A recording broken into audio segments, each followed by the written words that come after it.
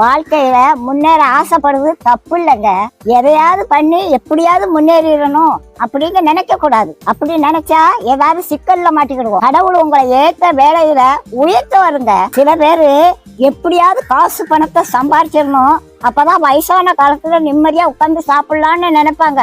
வயசான காலத்துல காசு பணம் எல்லாம் இருக்கும், ஆனா ஒன்னும் அனுபவிக்க முடியாது. பாட்டி வீட்டுல ஒரு எலி ரொம்ப நாளா தொண்டை பண்ணிக்கிட்டு இருந்தது. அதை எப்படியாவது பிடிச்சிடணும்னு கூண்டுக்குள்ள ஒரு தேங்காய் துண்டை குத்தி வச்சேன். ஒரு 9 மணிக்கு சத்தம் கட்டுச்சு, எலி மாட்டிக்கிட்டுச்சு. சரி இருக்கட்டும், காலையில எந்திரிச்சு காட்டு பக்கத்துல கொண்டு திறந்து விடுவோம் அப்படின்னு நினைச்சு தூங்கிட்டேன். காலையில பார்த்தா எலி உள்ளதான் இருந்துச்சு.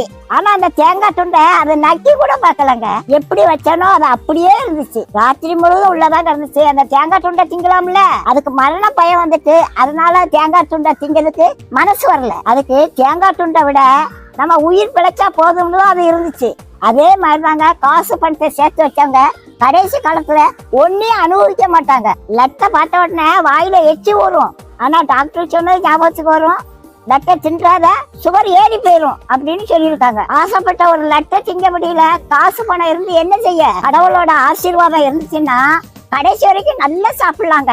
நாளைய தினத்தை குறிச்சு கவலைப்படாதீங்க. அந்தந்த நாளைக்கு அந்தந்த நாளோட பாடு போதுங்க. இன்னைக்கு சாப்பாடு கொடுத்த கடவுள் நாளைக்கு சாப்பாடு கொடுப்பாரு. நீதி நேர்மை உண்மை உத்தமமா மட்டும் வாழுங்க. கடவுள் ஒரு நாளும் உங்களுக்கு ஒரு குறையும் வைக்க மாட்டாங்க. நம்ம எப்படி சம்பாதிக்கோங்கிறத கடவுள் பார்த்துக்கிட்டே இருக்காருங்க.